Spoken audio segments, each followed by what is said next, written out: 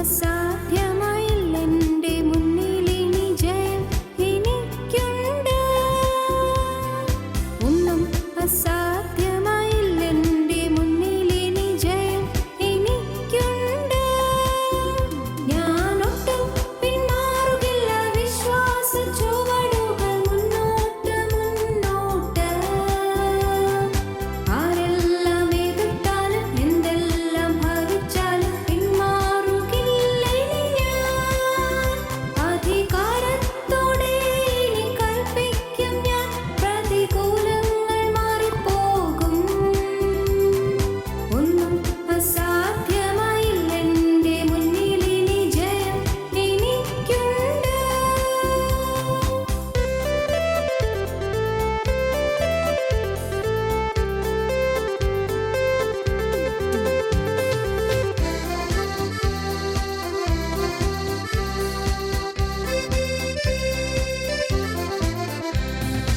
അനർത്ഥമുണ്ടെന്നു ഞാൻ ഭയപ്പെടില്ല, തോൽവി വരുമെന്നും ഞാൻ ഭയപ്പെടില്ല. അനർത്ഥമുണ്ടെന്നു ഞാൻ ഭയപ്പെടില്ല, തോൽവി വരുമെന്നും ഞാൻ ഭയപ്പെടില്ല. ശത്രു ജയിക്കുമെന്നു ഭാവി നശിക്കുമെന്നു ഇനിമേൽ ഞാൻ ഭയപ്പെടില്ല. ശത്രു ജയിക്കുമെന്നു ഭാവി നശിക്കുമെന്നു ഇനിമേൽ ഞാൻ ഭയപ്പെടില്ല. ഞാനൊട്ടും പിന്മാറുകില്ല, വിശ്വാസ ചുവടുകൾ മുന്നോട്ട് മുന്നോട്ട്. ആരെല്ലാം എതിർത്താലും എന്തെല്ലാം ഭവിച്ചാലും പിന്മാറുകില്ല ഇനി ഞാൻ. അധികാരത്തോടെ ഇനി കൽപ്പിക്കും ഞാൻ, പ്രതികൂലങ്ങൾ മാറിപ്പോകും. ഒന്നും അസാധ്യമായില്ലെൻ്റെ മുന്നിലിനി ജയം എനിക്കുണ്ട്.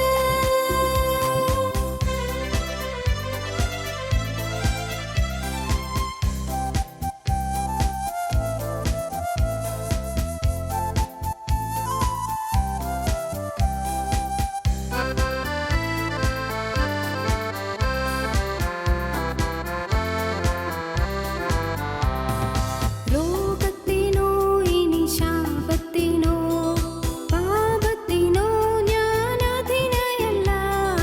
രോഗത്തിനോ ഇനി ശാപത്തിനോ പാപത്തിനോ ഞാൻ അധീനയല്ല. സാത്താന്യ ശക്തി എന്മേൽ, ശാപബന്ധനത്തിന്മേൽ ജയം എനിക്കുണ്ട്. ഞങ്ങളും ക്രൂശിക്കപ്പെട്ട ക്രിസ്തുവിനെ പ്രസംഗിക്കുന്നു. ദൈവ തിരുനാമത്തിന് മഹത്വം ഉണ്ടാകട്ടെ. യിരെമ്യാ പ്രവാചകന്റെ പുസ്തകം 29 അധ്യായം 10 വാക്യം മുതൽ നമുക്ക് വായിച്ചു കേൾക്കാം. യഹോവ ഇപ്രകാരം അരുളി ചെയ്യുന്നു: ബാബേലിലെ 70 സംവത്സരം കഴിഞ്ഞ ശേഷമേ ഞാൻ നിങ്ങളെ സന്ദർശിച്ച് ഈ സ്ഥലത്തേക്ക് മടക്കി വരുത്തുമെന്ന് നിങ്ങളോടുള്ള എൻ്റെ വചനം ഞാൻ നിവർത്തിക്കുകയുള്ളൂ. നിങ്ങൾ പ്രത്യാശിക്കുന്ന ശുഭഭാവി വരുവാൻ തക്കവണ്ണം ഞാൻ നിങ്ങളെക്കുറിച്ച് നിരൂപിക്കുന്ന നിരൂപണങ്ങൾ ഇന്നവ എന്ന് ഞാൻ അറിയുന്നു. അവ തിന്മയ്ക്കല്ല നന്മയ്ക്കത്രയുള്ള നിരൂപണങ്ങളെന്ന യഹോവയുടെ അരുളപ്പാട്. നിങ്ങൾ എന്നോട് അപേക്ഷിച്ച് എൻ്റെ സന്നിധിയിൽ വന്ന് പ്രാർത്ഥിക്കുകയും ഞാൻ നിങ്ങളുടെ പ്രാർത്ഥന കേൾക്കുകയും ചെയ്യും.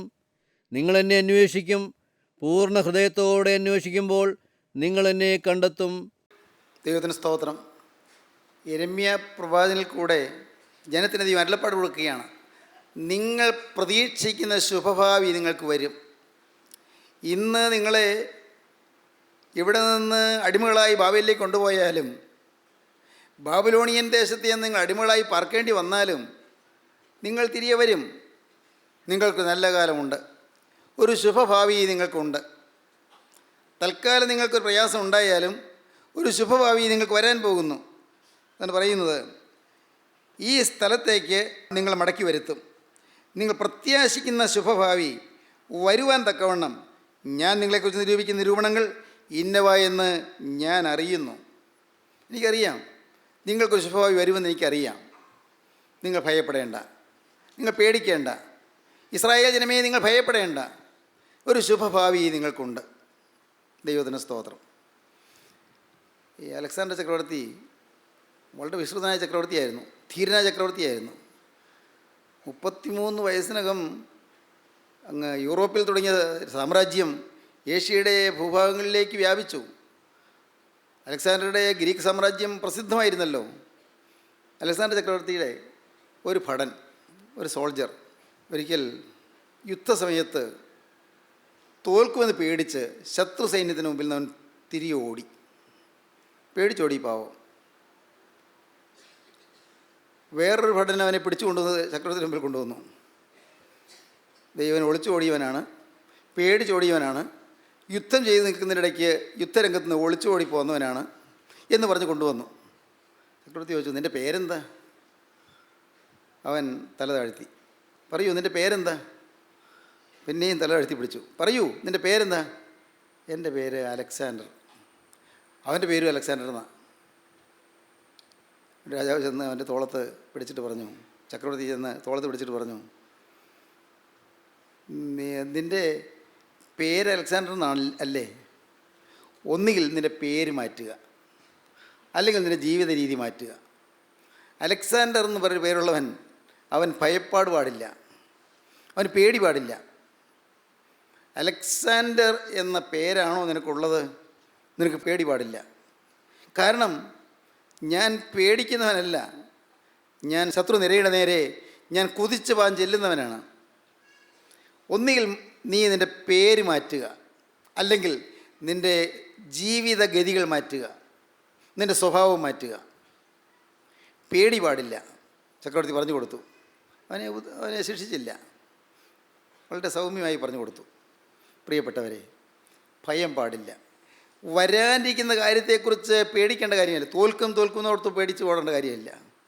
പലരും ആ പേടിച്ചോടുന്ന ഒരു എസ്കേപ്പിസം ഉണ്ടല്ലോ, രക്ഷപ്പെടാനുള്ള ശ്രമം, അതാണ് ആത്മഹത്യ. ഒരിക്കലും നിരാശ വരരുത്, ഒരിക്കലും തളരരുത്. നോക്കൂ, എബ്രഹാം ലിങ്കൺ എത്രയോ പ്രാവശ്യം തോറ്റതിന് ശേഷമാണ് എബ്രഹാം ലിങ്കൺ പ്രസിഡൻ്റായി തീർന്നത്. എത്രയോ പ്രാവശ്യം തോറ്റു. ജീവിതത്തിൽ ആരെല്ലാം വളർന്നിട്ടുണ്ടോ അവരെല്ലാം തോൽവിയിൽ കൂടിയാണ് വളർന്നു വന്നത്. നിങ്ങൾക്കറിയാമോ, തോമസ് ആൽവ എഡിസൺ 500-ലേറെ പരീക്ഷണങ്ങൾ പരാജയപ്പെട്ടു ഈ ബൾബ് കണ്ടുപിടിക്കാനുള്ള ശ്രമത്തിൽ, ഇലക്ട്രിക് ബൾബ് കണ്ടുപിടിക്കാനുള്ള ശ്രമത്തിൽ. പരാജയപ്പെട്ട് കഴിഞ്ഞപ്പോൾ ഒരു സ്നേഹിതൻ ചെന്ന് ചോദിച്ചു, ഇത്രയും 500 പരീക്ഷണം നടത്തിയിട്ട് തോറ്റുപോയിട്ട് ഇനിയും പരീക്ഷണം നടത്താൻ പോവുകയാണോ? ഇനി ഇത് തന്നെ തുടരുകയാണോ?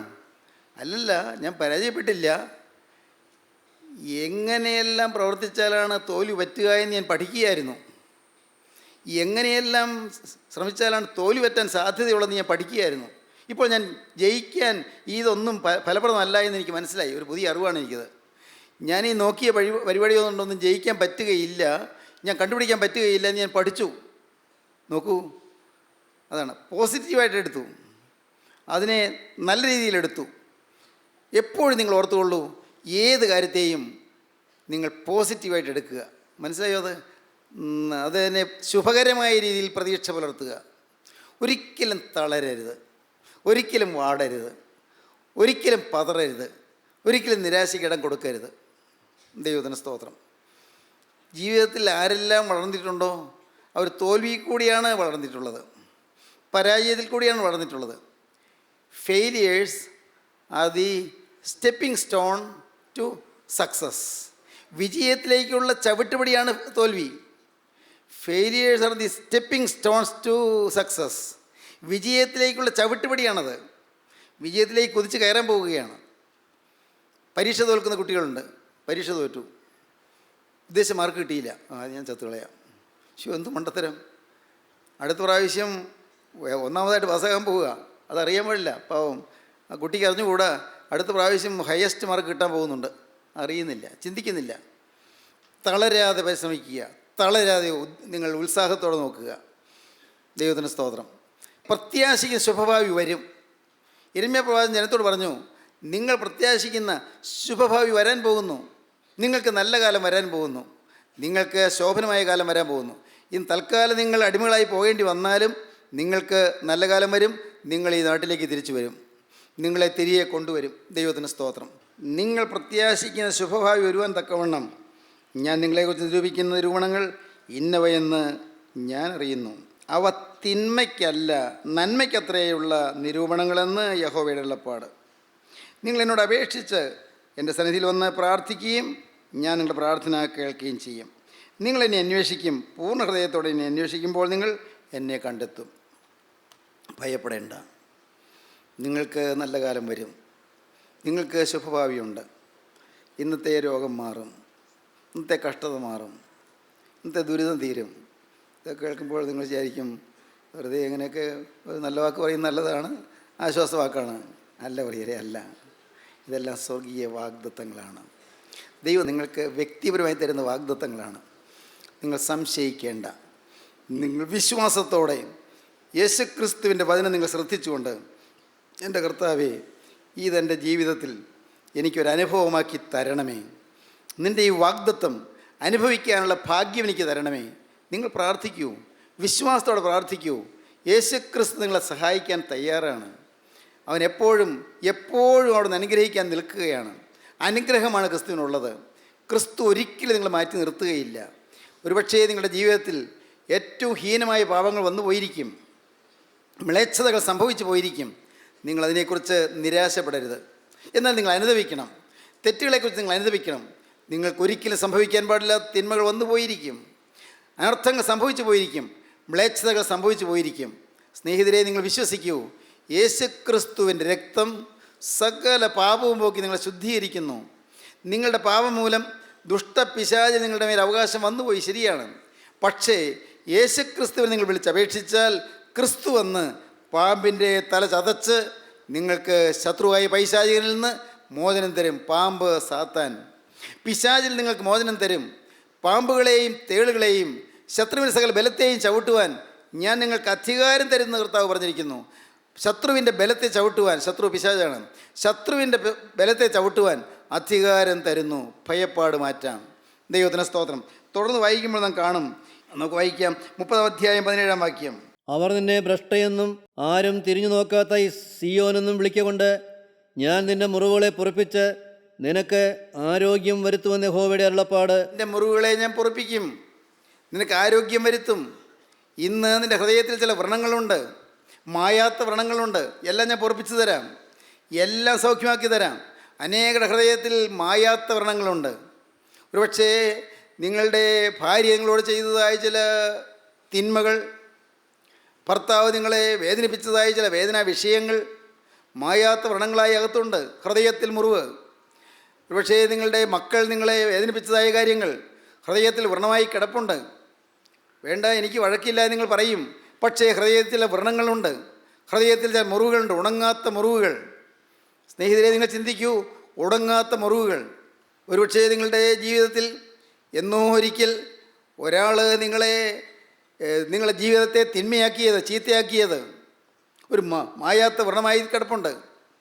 ഒരു മനുഷ്യൻ, ഒരുപക്ഷെ അയൽവക്കത്തുള്ള മനുഷ്യനാകാം, അതല്ലെങ്കിൽ ബന്ധപ്പെട്ട ഒരാളായിരിക്കാം, നിങ്ങളുടെ ജീവിതത്തിൻ്റെ വിശുദ്ധിയെ കവർന്നെടുത്തത്, ജീവിതത്തിൻ്റെ പരിഭാവനതയെ കവർന്നെടുത്തത്, ജീവിതത്തിൻ്റെ സംശുദ്ധിയെ, നിങ്ങളുടെ വിലയേറിയ സംശുദ്ധിയെ കവർന്നെടുത്തത്. അങ്ങനെയുള്ളതായ അനർത്ഥങ്ങൾ പറ്റിയവർ, സ്നേഹിതരെ, അത് മായാത്ത മുറിവായി നിങ്ങളുടെ ഹൃദയത്തിൽ കിടപ്പുണ്ട്. വ്രണം അത് മാറിയിട്ടില്ല, ആ പരുക്ക് മാറാത്തതാണ്. എന്നാൽ കർത്താവ് പറയുന്നു, ഞാൻ നിൻ്റെ മുറിവുകളെ പൊറുപ്പിക്കാമെന്ന്. ദൈവത്തിന് സ്തോത്രം. ഇന്ന് നിങ്ങളെ പുഴു കടിക്കുന്നത് പോലെ നിങ്ങൾ കടിക്കുന്നതായ ചില കുറ്റബോധമുണ്ട്. വേണ്ടായിരുന്നു, ആ ബന്ധത്തിലേക്ക് പോകണ്ടായിരുന്നു, ആ ഗർഭഛിദ്രം നടത്തണ്ടായിരുന്നു, അയ്യോ നഷ്ടമായിപ്പോയി, എൻ്റെ കുഞ്ഞിനെ ഞാൻ കൊന്നുപോയല്ലോ, എൻ്റെ ഗർഭത്തിൽ എനിക്ക് ലഭിച്ച കുഞ്ഞിനെ ഞാൻ കൊന്നുപോയല്ലോ. ഇന്നുള്ള കുഞ്ഞിനെ കാണുമ്പോഴാണ്, അയ്യോ എൻ്റെ കർത്താവേ, എൻ്റെ കുഞ്ഞിനെ കാണുമ്പോൾ ഞാൻ നഷ്ടപ്പെടുത്തിയത് എന്താണെന്ന് ഇപ്പോൾ മനസ്സിലാകുന്നു. ഇങ്ങനെ ഓമനിച്ച് താലോലിക്കുന്ന ഓമനക്കുഞ്ഞിനെ കാണുമ്പോൾ, എൻ്റെ ആരോമൽ പൈതലിനെ കാണുമ്പോൾ, അയ്യോ ഇതുപോലുള്ള കുഞ്ഞിനെയാണല്ലോ ഞാൻ കൊന്നുപോയെന്ന് ഓർമ്മ വരുന്നു. അയ്യോ വേണ്ടായിരുന്നു. പ്രിയപ്പെട്ടവരെ, ഞാൻ പറഞ്ഞു തരട്ടെ, നിങ്ങളുടെ മുറിവുകളെ പൊറുപ്പിക്കാൻ ക്രിസ്തുവിൻ്റെ രക്തത്തിന് കഴിയും. ഏതെല്ലാം മുറിവുകൾ നിങ്ങൾക്ക് വന്നെങ്കിലും ഉണങ്ങാത്ത മുറിവുകളെല്ലാം പൊറുപ്പിച്ച് തരാൻ ക്രിസ്തുവിന് കഴിയും. ഉണങ്ങാത്ത മുറിവുകൾ, ചിലർ നിങ്ങളെ ദ്രോഹിച്ചത്, ചിലർ നിങ്ങൾക്ക് നഷ്ടം വരുത്തിയത്, ചിലർ നിങ്ങൾക്ക് കഷ്ടം വരുത്തിയത്, ചിലർ നിങ്ങളെ ഉപദ്രവിച്ചത്, എല്ലാം പൊറുപ്പിച്ചു തരും. ദൈവത്തിന് സ്തോത്രം. നിങ്ങൾ വിചാരിക്കൂ, സംശയിക്കേണ്ട, നിങ്ങൾ വിശ്വസിക്കൂ, ഒട്ടും സംശയിക്കേണ്ട. യേശു ക്രിസ്തുവിൽ നിങ്ങൾ ആശ്രയിച്ചാൽ ആ തിരുരക്തം വന്ന് നിങ്ങളെ കഴുകുമ്പോൾ എല്ലാ വ്രണങ്ങളും മായും, എല്ലാ വ്രണങ്ങളും മായും. ദൈവത്തിന് സ്തോത്രം. സുന്ദർ സിംഗ് ഒരിക്കൽ ടിബറ്റിൽ വെച്ചാണെന്ന് തോന്നുന്നു, സുന്ദർ സിംഗിൻ്റെ ജീവിതത്തിൽ പറയുന്നുണ്ട്, ആത്മകഥയിൽ പറയുന്നുണ്ട്, ഒരിക്കൽ ടിബറ്റിൽ വെച്ച് അവിടെയുള്ളതായ ആളുകൾ ഗ്രാമീണർ സുന്ദർ സിംഗിനെ പിടിച്ച് അവരുടെ ഒരു കിണറ്റിലേക്ക് ഇട്ടു. ആ കിണർ ആഴമുള്ള കിണറാണ്. അവിടെ കാടും പടപ്പുമുള്ള കിണർ, കല്ലും മുള്ളുമുള്ള കിണർ. ഇതുപോലെ തള്ളിയിട്ടവരുടെ അസ്ഥികളെല്ലാം ഇങ്ങനെ കിടക്കുന്നതായ കിണർ, അവിടെ മാംസം ചീഞ്ഞഴിയ കിണർ. അതിനകത്തേക്ക് സുന്ദർ സിംഗിനെ പിടിച്ചിട്ടു. അസഹ്യമായ ദുർഗന്ധം. തെല്ല് നേരത്തേക്ക് സുന്ദർ സിംഗ് ഓർത്തു, അയ്യോ ഇവിടെ ഞാൻ എങ്ങനെ കഴിയും? ശരീരമാസകലം കീറി മുറിഞ്ഞു, ശരീരമാസകലം മുറിഞ്ഞു. പക്ഷേ സുന്ദർ സിംഗ് ആ ദുർഗന്ധത്തിൽ നിന്നുകൊണ്ട് അദ്ദേഹം ചിന്തിച്ചു, എൻ്റെ കർത്താവേ, ഞാൻ എങ്ങനെ ഇവിടെ കഴിയും? അല്പസമയത്തിനകം പെട്ടെന്ന് ആ ദുർഗന്ധം മാറുന്നു. ഇതെങ്ങനെ മാറി മനസ്സിലാകുന്നില്ല. മുകളിൽ സുന്ദർ സിംഗിനെ ഇട്ടിട്ട് അവർ മൂടി വെച്ചിരുന്നു. മൂടി അത് ലോക്ക് ചെയ്തിരുന്നു. ലോക്ക് ചെയ്ത് മൂടി. അവിടെ ഇതുപോലെ കുറ്റവാളികളെ പിടിച്ചിടുന്ന കിണറാണ്. അത് മൂടിയിട്ട് ആ കോൺക്രീറ്റ് സ്ലാബ് മൂടിയിട്ട് അത് ലോക്ക് ചെയ്തിരുന്നു, പൂട്ടിയിരുന്നു. ഒരു വിധത്തിലും രക്ഷപ്പെടുകയില്ല, ആർക്കും രക്ഷിക്കാൻ സാധിക്കുകയുമില്ല. കുറ്റിരുട്ട്, ദുർഗന്ധം, എന്തൊക്കെയാണ് ഇവിടെ കിടക്കുന്ന അറിഞ്ഞുകൂടാ. മാംസം ചീഞ്ഞഴുകി കിടക്കുന്നു, അസ്ഥികൾ ചെറുതി കിടക്കുന്നു, ശരീരമാസകലം മുറിവേറ്റ് അങ്ങനെ അവിടെ വലഞ്ഞ് വിഷമിച്ച് വേദനിച്ചിരിക്കുമ്പോൾ പെട്ടെന്ന് ഏതോ ഒരു ശാന്തി ജീവിതത്തിലേക്ക് വന്നിരുന്നു. ഹൃദയത്തിലേക്കൊരു സമാധാനം കടന്നു വരുന്നു. പെട്ടെന്ന് അതിനകം നല്ലപോലെ പ്രകാശിച്ചു. നല്ല പ്രകാശം. ഒരു ശബ്ദം കേൾക്കാം. നോക്കൂ, ഈ കയറിൽ നീ പിടിച്ചുകൊള്ളൂ. ഒരു വള്ളി പോലെ, ഏതൊരു കാട്ടുവള്ളി പോലെ എന്തോ ഒന്ന് അതോട്ട് ഇങ്ങനെ ചാഞ്ഞ് വരുന്നു. അതിൽ നീ പിടിച്ചുകൊള്ളൂ. ഒരു കക്ഷത്തിൽ നീ അത് മുറുകെ കെട്ടിക്കൊള്ളൂ. മറ്റേ കൈ ഒടിഞ്ഞു തൂങ്ങി കിടക്കുകയാണ്. ആ കൈ കൊണ്ട് പിടിക്കാൻ പറ്റില്ല. ഒരു കക്ഷത്തിൽ ചുറ്റിക്കൊണ്ട് ആ കൈ കൊണ്ട് ആ കയറിൽ പിടിച്ചുകൊള്ളൂ. പയ്യെ പയ്യെ പയ്യെ പയ്യെ ഇങ്ങനെ പൊക്കിയെടുത്തു. സുന്ദർ സിംഗ് അത്ഭുതപ്പെട്ടു. എന്നെ സഹായിച്ച മനുഷ്യൻ ആരാണ്? നോക്കി, മുകളിൽ കയറി കഴിഞ്ഞു. നോക്കി, സഹായിച്ച ആളെ കാണുന്നില്ല. ആരായിരിക്കും അത്? ആളെ കാണുന്നില്ല. സുന്ദർ സിംഗ് നോക്കിയപ്പോൾ ഒടിഞ്ഞു തൂങ്ങിയ കൈകൾ നേരെയായിരിക്കുന്നു, ഒരു കുഴപ്പമില്ല. ശരീരത്തിലുണ്ടായിരുന്ന മുറിവുകൾ കാണാനില്ല. പ്രിയപ്പെട്ടവരെ, സ്വപ്നമല്ലിത്, ദർശനമല്ലിത്, വെറും സ്വപ്നമല്ലിത്, യാഥാർത്ഥ്യം. സത്യമായും ക്രിസ്തു ജീവിക്കുന്നു. ഈ നൂറ്റാണ്ടിൽ, ഈ ഭാരതഭൂമിയിൽ, ഭാരതത്തിൻ്റെ മണ്ണിൽ നടന്ന സംഭവമാണ് ഈ പറയുന്നത്. ഭാരതത്തിലെ അപ്പോസ്തലനായ സുന്ദർ സിംഗിൻ്റെ ജീവിതത്തിൽ നടന്ന കാര്യമാണ് ഈ പറയുന്നത്. നാം പ്രാർത്ഥനയിൽ ഉരുവിടുന്ന ക്രിസ്തു ഉണ്ടല്ലോ, ദൈവമേ നീ പരിശുദ്ധനാകുമെന്ന് പറയുന്ന ദൈവമുണ്ടല്ലോ, സ്വർഗസ്ഥനായ ഞങ്ങളുടെ പിതാവേ എന്ന് വിളിക്കുന്ന ദൈവമുണ്ടല്ലോ. ആ ജീവനുള്ള ദൈവം ഇന്ന് നമ്മുടെ മധ്യത്തിലുണ്ട്. നിങ്ങൾ വിശ്വസിക്കൂ. വിളിച്ചാൽ വിളി കേൾക്കുന്നൊരു ദൈവമാണത്. പ്രാർത്ഥിച്ചാൽ പ്രാർത്ഥന കേൾക്കുന്നൊരു ദൈവമാണത്. കണ്ണീരണിഞ്ഞാൽ കണ്ണീര് തുടച്ചു തരുന്നൊരു ദൈവമാണത്. ആ സ്നേഹവാനായ ദൈവം ഇപ്പോൾ നിങ്ങളുടെ അരികിലേക്ക് വന്നുകൊണ്ട് നിങ്ങളോട് പറയുന്നു, മകനെ ഭയപ്പെടേണ്ട, മകളെ ഭയപ്പെടേണ്ട. ദൈവത്തിന് സ്തോത്രം. നിൻ്റെ മുറിവുകളെ ഞാൻ പൊറുപ്പിച്ചു തരാം. നിൻ്റെ ആന്തരിക മുറിവുകൾക്ക് ഞാൻ ശമനം തരാം. നിൻ്റെ രോഗം ഞാൻ മാറ്റിത്തരാം. ഒരുപക്ഷേ നിൻ്റെ ശരീരത്തിലുള്ള ചില വ്രണങ്ങളായിരിക്കാം, ശരീരത്തിലുള്ള ചില ട്യൂമറായിരിക്കാം, വളർച്ചകളായിരിക്കാം. ഏതോ ചില ഭാഗങ്ങൾ കൂടുതൽ വളരുന്നു, ട്യൂമർ. ചിലപ്പോൾ അത് ക്യാൻസറായിരിക്കാം. എൻ്റെ ദൈവമേ, എന്താണ് സംഭവിക്കാൻ പോകുന്നത്? ഈ പ്രായത്തിൽ ഞാൻ മരിക്കാൻ പോവുകയാണോ? ഈ പ്രായത്തിൽ എൻ്റെ ആയുസ് തീരാൻ പോവുകയാണോ? മനസ്സ് ചഞ്ചലപ്പെട്ട് നീരിക്കുകയായിരിക്കും. എൻ്റെ സ്നേഹിത, ഞാൻ നിന്നോട് പറയട്ടെ, കർത്താവായ യേശു ക്രിസ്തു ജീവിക്കുന്നു. യേശു ക്രിസ്തുവിനെ സ്നേഹിക്കുന്നു. അവൻ നിൻ്റെ മുറിവുകളെ പൊറുപ്പിക്കും. അതിന് പറഞ്ഞത്, നിൻ്റെ മുറിവുകളെ പൊറുപ്പിക്കും. ദൈവത്തിന് സ്തോത്രം. ഞാൻ നിൻ്റെ മുറിവുകളെ പൊറുപ്പിച്ച് നിനക്ക് സൗഖ്യം വരുത്തുമെന്ന് യഹോവയുടെ അരുളപ്പാട്. അടുത്ത വാക്യം വായിക്കാം. യഹോവ ഇപ്രകാരം അരുളി ചെയ്യുന്നു, ഞാൻ യാക്കോബിൻ കൂടാരങ്ങളുടെ പ്രവാസം മാറ്റി അവൻ്റെ നിവാസങ്ങളോട് കരുണ കാണിക്കും. നഗരം അതിൻ്റെ കൽക്കുന്നിന്മേൽ പണിയപ്പെടും, അരമനയും യഥാസ്ഥാനപ്പെടും. അവയിൽ നിന്ന് സ്തോത്രവും സന്തോഷിക്കുന്നവരുടെ ഘോഷവും പുറപ്പെടും. ഞാൻ അവരെ വർദ്ധിപ്പിക്കും, അവർ കുറഞ്ഞു പോകുകയില്ല. ഞാൻ അവരെ മഹത്വീകരിക്കും. ദൈവത്തിന് സ്തോത്രം. മുറിവുകളെ പൊറുപ്പിക്കുന്നത് മാത്രമല്ല, ഞാൻ നിങ്ങളെ യഥാസ്ഥാനപ്പെടുത്തും. നിങ്ങളുടെ ഭവനങ്ങളിൽ നിന്ന് സ്തോത്രവും സന്തോഷിക്കുന്നവരുടെ ഘോഷവും പുറപ്പെടും. ഞാൻ നിങ്ങളെ വർദ്ധിപ്പിക്കും. ഘോഷം പുറപ്പെടും, സ്തുതി പുറപ്പെടും, സ്തോത്രം പുറപ്പെടും, ഘോഷം പുറപ്പെടും. ആഘോഷത്തോടെയുള്ള ആരവാരത്തോടെയുള്ള ആരാധന പുറപ്പെടും.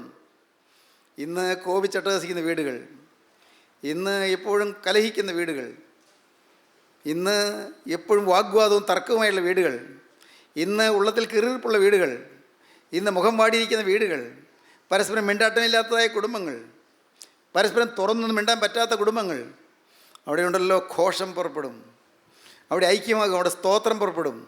വേണ്ടേ നിങ്ങൾക്ക് ഈ ഭാഗ്യം? വേണ്ടേ നിങ്ങൾക്ക്?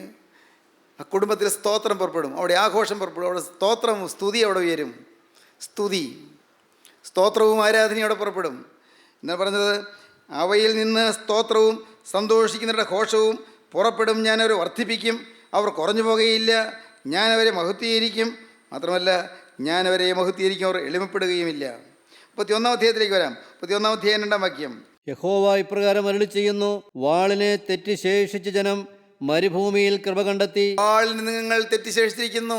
നിങ്ങളെ കൊല്ലുവാൻ ശത്രു വാളോങ്ങിയതാണ്, പക്ഷേ നിങ്ങൾ രക്ഷപ്പെട്ടു പോയിരിക്കുന്നു. വാളിൻ്റെ വായ്ത്തലയിൽ നിന്ന് രക്ഷപ്പെട്ടിരിക്കുന്നു. വാളിന് തെറ്റിശേഷിച്ച ജനം മരുഭൂമിയിൽ കൃപ കണ്ടെത്തിയിരിക്കുന്നു. ഞാൻ ഇസ്രായേലിനെ വിശ്രാമം വരുത്തുവാൻ പോകുന്നു. ഒരു സുഖകരമായ വിശ്രമം നിങ്ങൾക്ക് വരും. ഒരു നല്ല കാലം നിങ്ങൾക്ക് വരും. ഞാൻ ഇസ്രായേലിന് വിശ്രമം വരുത്തുവാൻ പോകുന്നു. യഹോവ ദൂരത്തു നിന്ന് എനിക്ക് പ്രത്യക്ഷമായി അരുളി ചെയ്തത്. യരെമ്യാ പറയുകയാണ്, ദൈവം ദൂരത്ത് നിന്ന് എനിക്ക് പ്രത്യക്ഷനായി എന്നോട് അരുളി ചെയ്തു. നിത്യസ്നേഹം കൊണ്ട് ഞാൻ നിന്നെ സ്നേഹിച്ചിരിക്കുന്നു. നിത്യസ്നേഹം കൊണ്ട് ഞാൻ നിന്നെ സ്നേഹിച്ചിരിക്കുന്നു. ഇസ്രായേൽ ജനത്തിന് കൊടുക്കുന്ന വാക്കാണ്, നിത്യസ്നേഹം കൊണ്ട് ഞാൻ നിന്നെ സ്നേഹിച്ചിരിക്കുന്നു. ഒരിക്കലും ഈ സ്നേഹം കുറഞ്ഞു പോകുകയില്ല, ഒരിക്കലും ഈ സ്നേഹം വാടിപ്പോകുകയില്ല. നിത്യസ്നേഹം കൊണ്ട് ഞാൻ നിന്നെ സ്നേഹിച്ചിരിക്കുന്നു. അതുകൊണ്ട് ഞാൻ നിനക്ക് ദയ ദീർഘമാക്കിയിരിക്കുന്നു. അതുകൊണ്ട് ഞാൻ നിനക്ക് ദയ ദീർഘമാക്കിയിരിക്കുന്നു. ദീർഘമായ ദയ, ദീർഘക്ഷമ. എത്ര നാൾ കഴിഞ്ഞാലും ഈ ക്ഷമ കുറഞ്ഞു പോവുകയില്ല. ദയ ദീർഘമാക്കിയിരിക്കുന്നു. ഇസ്രായേൽ കന്യകയെ ഞാൻ നിനക്ക് വീണ്ടും അഭിവൃദ്ധി വരുത്തുകയും നീ അഭിവൃദ്ധി പ്രാപിക്കുകയും ചെയ്യും. നിനക്ക് ഞാൻ വീണ്ടും അഭിവൃദ്ധി വരുത്തും, നീ അഭിവൃദ്ധി പ്രാപിക്കുകയും ചെയ്യും. നീ ഇനിയും ചേലോടെ തപ്പെടുത്തുകൊണ്ട് സന്തോഷിച്ച് നൃത്തം ചെയ്യുന്നവരുടെ നിലയിൽ പുറപ്പെടും. ഇനിയും നീ ചേലോടെ തപ്പെടുത്തുകൊണ്ട് സന്തോഷിച്ച് നൃത്തം ചെയ്യുന്ന നിലയിൽ പുറപ്പെടും. നിങ്ങൾ സന്തോഷിച്ച് സ്തോത്രം ചെയ്യും, നൃത്തം ചെയ്യും, ആഘോഷത്തോടെ നൃത്തം ചെയ്യും. ദൈവത്തെ നിങ്ങൾ മഹത്വപ്പെടുത്തും. ദൈവത്തിന് സ്തോത്രം. തുടർന്ന് 31-ാം അധ്യായം 16-ാം വാക്യം വായിക്കാം. യഹോവ ഇപ്രകാരം അരുളി ചെയ്യുന്നു: കരയാതെ നിന്റെ ശബ്ദവും കണ്ണുനീർ വാർക്കാതെ നിന്റെ കണ്ണും അടക്കിക്കൊള്ളുക. നീ കരയണ്ട, കരയാതെ നിന്റെ ശബ്ദം അടക്കിക്കൊള്ളുക, കണ്ണുനീർ വാർക്കാതെ നിന്റെ കണ്ണും അടക്കിക്കൊള്ളുക. പിന്നെ നിന്റെ പ്രവൃത്തിക്ക് പ്രതിഫലമുണ്ടാകും. മോനെ, നീ അനുഭവിച്ചാൽ പ്രതിഫലം ഉണ്ടാകും, നിന്റെ പ്രവൃത്തിക്ക് പ്രതിഫലം ഉണ്ടാകും. അവർ ശത്രുവിൻ്റെ ദേശത്തുനിന്ന് മടങ്ങി വരുമെന്ന് യഹോവയുടെ അരുളപ്പാട്. ശത്രു നിന്നെ കൊണ്ടുപോയാലും പിശാച് കുറെ കാലം നിന്നെ തടവിലാക്കിയാലും നീ മടങ്ങി വരും. ശത്രു ദേശത്ത് നീ മടങ്ങി വരുന്ന യഹോവയുടെ അരുളപ്പാട്. നിന്റെ ഭാവിയെക്കുറിച്ച് പ്രത്യാശയുണ്ട്. നിന്റെ ഭാവിയെക്കുറിച്ച് പ്രത്യാശയുണ്ട്. നിന്റെ മക്കൾ തങ്ങളുടെ ദേശത്തേക്ക് മടങ്ങി വരുമെന്ന് യഹോവയുടെ അരുളപ്പാട്. നിന്റെ മക്കൾ നടിമത്തിലേക്ക് പോകേണ്ടി വന്നാലും പേടിക്കേണ്ട, നിന്റെ മക്കൾ മടങ്ങി വരും. ദൈവത്തിന് സ്തോത്രം. ആശ്വാസകരമായൊരു ദൂതാണിത്. മക്കളെ ഓർത്ത് ആകുലപ്പെടുന്ന അനേകരുണ്ട്. എൻ്റെ ദൈവമേ, എൻ്റെ മോന് വേണ്ടി ഇത് പ്രാർത്ഥിക്കണേ പറയുന്നവരുണ്ട്. എൻ്റെ കർത്താവേ, എന്തു വേണ്ടി ഞാൻ അറിയുന്നില്ല, എൻ്റെ കുഞ്ഞ് വഷളായി പോകുന്നു, അയ്യോ അവൻ ഉഴപ്പിപ്പോകുന്നു, അവന് ഉത്തരവാദിത്വ ബോധമില്ലാതിരിക്കുന്നു, അവൻ അല്പം പോലും ചുമതലയില്ല, അവൻ്റെ ജീവിതം എന്താണെന്ന് അവൻ ചിന്തിക്കുന്നില്ല, അവൻ മദ്യത്തിന് അടിമയായി കഴിയുന്നു, അവൻ കഞ്ചാവ് ഉപയോഗിക്കുന്നു, അവൻ മയക്കുമരുന്ന് ഉപയോഗിക്കുന്നു. എൻ്റെ കർത്താവേ, ഞാൻ എന്തു വേണ്ടു? എൻ്റെ കുഞ്ഞാണ് എനിക്ക് പ്രതീക്ഷ, എന്നാൽ അവനിന്ന് എല്ലാം തകർത്ത് കളഞ്ഞിരിക്കുന്നു, അവൻ്റെ ഭാവി മുടിഞ്ഞു പോയിരിക്കുന്നു, കുടുംബം കലങ്ങുന്നു.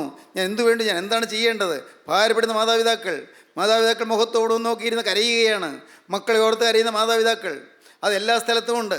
ഇവിടെ ഈ വാക്കുകളെ കേൾക്കുന്ന ഇവിടെ ഇരിക്കുന്നവർ മാത്രമല്ല, നാനാ ദേശങ്ങളിൽ ഇരിക്കുന്നതെന്ന് ഈ വചനം കേൾക്കുന്നവരും മക്കളെ ഓർത്ത് ആകുലപ്പെടുന്നവരാണ്. മക്കൾ നശിച്ചുകൊണ്ടിരിക്കുന്നു, അടുത്ത തലമുറ മുടിഞ്ഞുകൊണ്ടിരിക്കുന്നു. ആരും ഗൗനിക്കുന്നില്ല, അതാരും ചിന്തിക്കുന്നില്ല.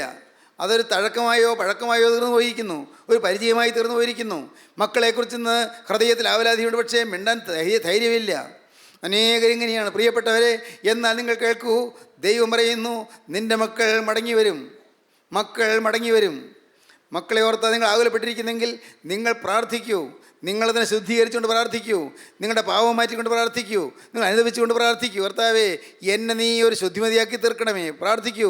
കർത്താവേ, എന്നെ നീ ഒരു വിശുദ്ധനാക്കി തീർക്കണമേ, പ്രാർത്ഥിക്കൂ. കർത്താവേ, എൻ്റെ പാവങ്ങൾ ഓർക്കല്ലേ, നിങ്ങൾ പ്രാർത്ഥിക്കൂ. കർത്താവോട് പറയൂ, കർത്താവേ, എൻ്റെ അകൃത്യങ്ങൾ ക്ഷമിച്ചു തരണമേ.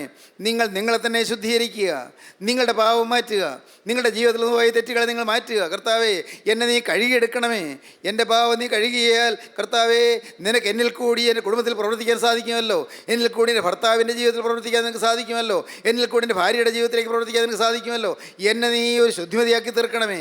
എന്നെ നീ ഒരു വിശുദ്ധനാക്കി തീർക്കണമേ. കർത്താവേ, നിൻ്റെ സ്വഭാവം എനിക്ക് തരണമേ. നിൻ്റെ അതേ സ്വഭാവമുള്ളവരായി എനിക്ക് ജീവിക്കാൻ ഭാഗ്യം തരണമേ. കർത്താവേ, അതിനായി നിൻ്റെ തിരുരക്തം ഇപ്പോൾ എൻ്റെ മേൽ തളിക്കണമേ. ഹല്ലേലൂയ. ദൈവത്തിന് സ്തോത്രം. യേശു ക്രിസ്തുവിൻ്റെ തിരുരക്തം നിങ്ങളുടെ മേൽ തളിക്കട്ടെ. ദൈവത്തിന് സ്തോത്രം. യേശു ക്രിസ്തുവിൻ്റെ തിരുരക്തം നിങ്ങളെ കഴുകട്ടെ. ഭയപ്പാടുകൾ മാറ്റട്ടെ. ഭയപ്പെടേണ്ട എന്നാണ് കർത്താവ് പറയുന്നത്. പേടിക്കേണ്ട. നാളെ ഓർത്ത് ആകുലപ്പെടേണ്ട. നാളെ ഓർത്ത് ഭയപ്പെടേണ്ട. നാളെ ഓർത്ത് പരിഭ്രമിക്കേണ്ട. ഭയപ്പെടേണ്ട. എത്ര ഘോരമായ പ്രശ്നമാണെങ്കിലും, എത്ര കൊടും ക്രൂര പ്രശ്നമാണെങ്കിലും, എത്ര കൊടിയ യാതനയാണെങ്കിലും എല്ലാം മാറ്റാൻ ക്രിസ്തുവിന് കഴിയും. ദൈവവേദിയിലെ നിൻ്റെ ആഗ്രഹങ്ങൾ ക്രിസ്തു സാധിച്ചു തരും. നിനക്ക് ഇതുവരെയും സാധ്യമല്ലെന്ന് വിചാരിക്കുന്ന കാര്യങ്ങൾ ക്രിസ്തു നിനക്ക് സാധിപ്പിച്ചു തരും. മകനെ, നിൻ്റെ ഹൃദയത്തിൻ്റെ അഭിലാഷങ്ങൾ ക്രിസ്തു നിവർത്തിച്ചു തരും. യൗവനക്കാരാ, നിൻ്റെ ജീവിതത്തിലെ എല്ലാ കേടുകളും അവൻ മാറ്റിത്തരും. സ്നേഹിത, നിൻ്റെ ജീവിതത്തിൽ വന്നുപോയ തെറ്റുകളെല്ലാം ക്ഷമിച്ചു തരും. നിനക്കൊരു പുതിയ ജീവിതം തരും. മകളെ, നിൻ്റെ ജീവിതത്തിൽ കുടുംബ സമാധാനം നിനക്ക് തരും. കുടുംബത്തിൽ ഐക്യം തരും. കുടുംബത്തിൽ സ്നേഹം തരും. കുടുംബം നഷ്ടപ്പെട്ടു പോയ സൗഭാഗ്യവും നഷ്ടപ്പെട്ടു പോയ സ്നേഹവും മടക്കി തരും. അങ്ങനെ കുടുംബം ഐശ്വര്യപൂർണ്ണമായി തീരും. നല്ല കാലങ്ങൾ നിങ്ങൾക്ക് ലഭിക്കും. ആഗ്രഹങ്ങൾ സാധിച്ചു തരും. നിന്റെ ഹൃദയത്തിലെ ആഗ്രഹം സാധിച്ചു തരുന്ന ക്രിസ്തുവിനെ ഇപ്പോൾ നിങ്ങൾ വിളിക്കൂ. ക്രിസ്തു നിങ്ങളുടെ അരികത്തേക്ക് വന്നിട്ടുണ്ട്. യേശുവേ, നിന്റെ തൃക്കരം എൻ്റെ മേൽ തൊടണമേ. യേശുവേ, നിന്റെ തൃക്കരം എൻ്റെ തലമേൽ വയ്ക്കണമേ. യേശുവേ, നിന്റെ തൃക്കരം എന്നെ കഴുകണമേ. യേശുവേ, നിന്റെ തൃക്കരത്താൽ എന്നെ വിശുദ്ധീകരിക്കണമേ. ഇന്ന് മുതൽ നാഥ, ഞാൻ പുതിയ സൃഷ്ടിയായി ജീവിക്കും. ഞാൻ വിശുദ്ധനായി ജീവിക്കും. ഞാൻ ശുദ്ധിമതിയായി ജീവിക്കും. രക്ഷകായി ഇന്നു മുതൽ ഞാൻ വിശുദ്ധി എൻ്റെ ഹൃദയത്തിൽ സൂക്ഷിച്ചുകൊണ്ട് നാഥ, ഞാൻ ഇന്നു മുതൽ ഒരു പുതിയ മനുഷ്യനായി ജീവിക്കും. യേശുവേ, നിൻ്റെ വേല ചെയ്യുവാൻ എന്നെ തന്നെ ഞാൻ സമർപ്പിക്കുന്നു. നിൻ്റെ നാവായി നിൽപ്പാൻ എന്നെ തന്നെ ഞാൻ സമർപ്പിക്കൂ. നമുക്ക് പ്രാർത്ഥിക്കാം. ഹല്ലേലൂയ. കരുണയുള്ള കർത്താവേ, ഈ മനോഹരമായ സമയത്തിനായി ഞങ്ങൾ നിന്നെ സ്തുതിക്കുന്നു. തിരുവചനങ്ങൾക്കായി ഞങ്ങൾ നിന്നെ സ്തുതിക്കുന്നു. ദിവ്യാലോചനകൾക്കായി ഞങ്ങൾ നിന്നെ സ്തുതിക്കുന്നു. നിൻ്റെ പ്രിയമക്കളെല്ലാവരെയും തൊടണമേ, തലോടണമേ. തിരക്തത്താൽ വിശുദ്ധീകരിക്കണമേ. അവിടുത്തെ രണ്ടാമത്തെ വരവിന് വേണ്ടി എല്ലാവരെയും വിശുദ്ധീകരിച്ച് ഒരുക്കണമേ. തിരുനാമം മഹത്വപ്പെടുത്തണമേ. യേശുവിൻ നാമത്തിൽ തന്നെ. ആമീൻ. ഹല്ലേലൂയ.